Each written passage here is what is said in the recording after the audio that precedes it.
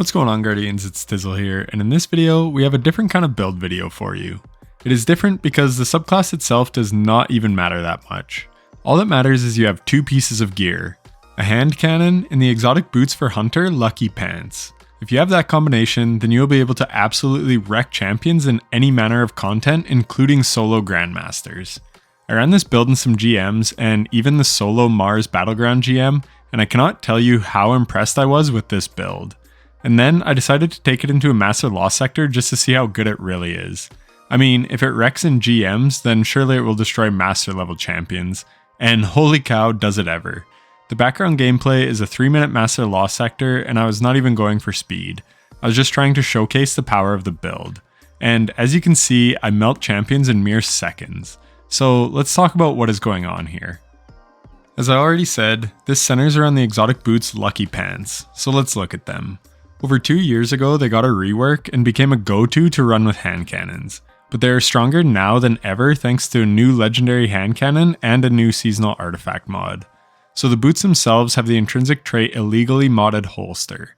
When you ready a fully loaded hand cannon that deals kinetic damage or a damage type that matches your subclass energy type, each hit from that hand cannon increases the damage of the next shot for a short time against the combatant. Hand cannons ready faster and are more accurate immediately after swapping to them. Provides a small benefit to the airborne effectiveness stat of hand cannons while the buff is active. So the whole second half of the perk description is nice, but it doesn't really matter much for PvE. Accuracy and airborne effectiveness are nice and all, but let's dive into the first part of the description, the one that talks about ramping up the damage. There's actually quite a bit going on with this, and the Destiny Data Compendium gives us all the info we need. First, each landed shot ramps up the damage by 60%, and this can stack up to 10 times for a 600% total increase in damage. And this buff only lasts for 5.5 seconds, and once the damage boost runs out, you get a timer cooldown called Out of Luck for 10 seconds afterward. I also want to point one thing out, I sometimes get a damage bonus of times 11. I didn't slow the footage down to do the math to see if it is actually giving me an extra stack, but I do believe that it could be tied to the overload shot from Overload Hand Cannon. I don't know for sure, as this is speculation on my part, but I just wanted to point it out so that it doesn't confuse you if you see that in the background footage. But again, it is supposed to ramp up to 10 stacks for a 600% damage buff. So that is how the perk works. This damage stacking is incredibly powerful and allows you to kill Grandmaster level champions in just one stun without any teammate assistance. I cannot express how great that is, as champions are huge threats in GMs, so to be able to take them out this easily is a massive benefit. On top of this, it allows you to save your heavy ammo for other targets, or use something like a machine gun for ad clear. This build is absolutely awesome for ammo economy as a result. Having this much power from your primary weapon is a rare and powerful thing, but it gets even better. This season we have Overload Hand Cannon, meaning your hand cannon will deal 25% more damage with this mod applied, regardless of the surge of any activity. However, if you are using an energy hand cannon, you still do have to match its element to your subclass element. But still, it's worth it. And to make it even stronger, we also have Rapid Fire Ranger on the seasonal artifact, where landing rapid precision hits against a distant target weakens them. This is a 15% weaken effect, and you ideally will be landing crits anyways. There is a sweet spot with this. You have to be far enough away from the champion to apply the debuff, but close enough to not experience damage drop off on your hand cannon. This clip in the background shows it perfectly. We have a full health ogre and a grandmaster. Malfeas only stuns on the slug's explosion, so we are actually doing reduced damage for our first 7 shots until the ogre gets stunned. And once it is stunned, it takes full damage, and we have our damage boost ramped up already, and then we also apply a weaken with Rapid Fire Ranger. It takes exactly 1 full clip to kill this ogre, but if we had stunned beforehand with a grapple grenade, it would have gotten melted even quicker because it would have been vulnerable the whole time. So that shows you just how great this combination can be. So now let's talk about Malfeas for a second. Last season it received a catalyst that gives it Vorpal Weapon. On a primary, this is a 20% increase in damage to bosses, vehicles, and guardians in their super. This damage bonus also applies to champions. So if you don't have the catalyst done yet, make sure you do it if you want to run this build. It will make a huge difference. And it is especially strong this season because for the Nightfall Strike rotation, 5 out of 6 of them have unstoppable champions and only 1 has overloads. But as I mentioned, this works great in solo loss sectors where there are more overloads, It's closer to 50-50 rather than 1/6. So if there was content that didn't have unstops and you wanted to run a legendary hand cannon, what should you run? Well, there are some important things to note. First, any hand cannon with timed or explosive payload you do not want to run. As you can see in the background footage, the damage does not scale to the payload damage, so you will deal drastically reduced damage compared to what you could be doing. So that is the first and most important tip. The next big tip is 180 RPM hand cannons are king. Why is that? Because they ramp up their damage quicker. They get to that 600% damage boost the fastest, which means they will hit the hardest for the longest duration. Additionally, you want a magazine extending perk. Extended mag, appended mag, or tactical mag are all what you are going for, specifically extended mag. I did some testing and put backup mag on a trust hand cannon to give it 17 rounds, and this is the exact amount of shots that you can get off with the benefit from the damage boost. I have a Word of Crota with 19 shots with backup mag, and the last 2 shots do not receive the damage boost. So that is the sweet spot. So backup mag may be the thing to run rather than a major spec. However, you need to land every shot perfectly to get 17 shots off with the damage boost, where in content, sometimes you have to duck behind cover or whatever to stay alive. And additionally, major spec adds 7.7% more damage per shot, so you actually may be able to kill in less shots with major spec.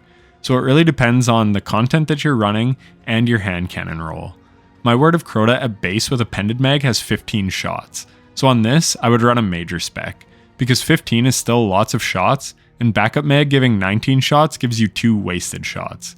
However, say you had trust with only 12 in the mag, then you should run backup mag so that you can have more high damage shots. I would say the sweet spot is probably 15. 15 or more bullets, run major spec, and 14 or less, run backup mag. But it is your call, I'm just giving you the info. And this damage of course stacks with things like surges, radiant, and weaken. And damage perks like frenzy or precision instrument will make them even stronger. So these hand cannons can deal some insane damage. So having said all that, that brings us to the cream of the crop, newly introduced to us this season, Warden's Law. I was lucky enough to get the absolute god roll. So let's break it down. First off, you want extended mag. Yes, it kills your reload speed, but it gets you to 22 in the mag, which is the exact amount of bullets it can fire with the damage boost. So it is perfect. The same rules apply with this gun. You go for a mag boosting option, and if you have extended mag, then you can run major spec. Then we have the left column with enlightened action, or I have a decent alternative in perpetual motion. Enlightened action is perfect because it helps negate the slow reload of extended mag. And you always need to reload your hand cannon when you're done, because if your hand cannon isn't fully reloaded, it does not proc the damage boost from the exotic trait on Lucky Pants. Some people think 4 times the charm is the best, but if you have extended mag, any shots past 22 don't get the damage buff anyways, so it is not needed here. And then in the final column, the only perk you want is Vorpal Weapon. Again, this gives us a 20% increase to champion damage on our primary weapon. Frenzy is a great alternative as it is a 15% damage buff and works on any enemies, and it also gives handling and reload speed. But ideally, for champion melting purposes, you want Vorpal Weapon. Here you can see just how fast it melts Carl, and that is because Warden's Law is a unique weapon frame unlike anything else. It is a heavy burst, so every shot it shoots 2 shots, similar to a pulse rifle. So it is actually a 257 RPM hand cannon. So it ramps up even quicker than the 180s, which is why it is so great. Crimson is also a unique firing hand cannon that can pair nicely with this build. But yeah, Warden's Law is the GOAT to run with this build, and it is available this season, so next time it is in rotation, be sure to farm out a god roll. That is all there really is to this build. I just wanted to point out the best way to be running Lucky Pants. You want to be pairing them with 180 RPM hand cannons or else Warden's Law, and you want to have a mag boosting perk. For what I usually run with it, I go Strand Hunter with Whirling Maelstrom and Widow's Silk for 2 grapple grenades. The grapple grenades are great because you can suspend the champion, allowing you to easily land crits and dispatch them quickly, often before they even become unsuspended. It is wild. We also want Thread of Generation for grenade energy when we deal damage. This build deals a shit ton of damage, so you'll get your grenade back super quickly. Weapon surge mods are not necessarily needed, but they can also be nice to have, so run them if you like. It depends on how much you want to build into straight hand cannon damage. It is extremely satisfying stacking buffs and melting through anything with your hand cannon.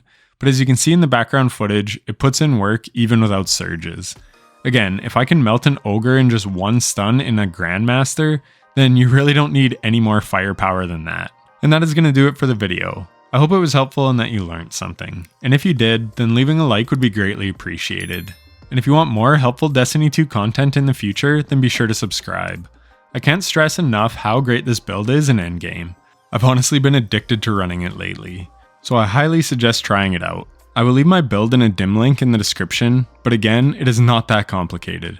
Just run the hand cannon of your choice and Lucky Pants, and if it is an energy hand cannon, make sure that you match the element to your subclass element.